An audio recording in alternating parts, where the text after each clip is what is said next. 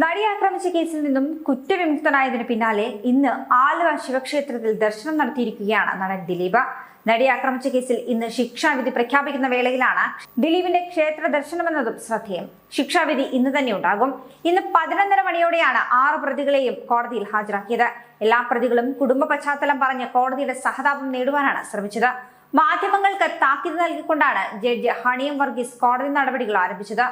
കോടതിയുടെ അന്തസ്സ് ഹനിക്കുന്ന രീതിയിലുള്ള പ്രവർത്തികൾ ഉണ്ടാകരുതെന്ന് അവർ ആവശ്യപ്പെടുകയുണ്ടായി. യഥാർത്ഥത്തിൽ കുറ്റം ചെയ്തത് 1-ാം പ്രതിയെന്ന് കോടതി പറയുന്നു. പൾസർ സുനി ബലാത്സംഗം ഒറ്റയ്ക്കാണ് ചെയ്തത്. ജോയിന്റൽ പ്രിൻസിപ്പൽ പ്രകാരം മറ്റു പ്രതികൾക്ക് കൂടി പങ്കുണ്ടാകുമെന്നും കോടതി പറയുന്നുണ്ട്.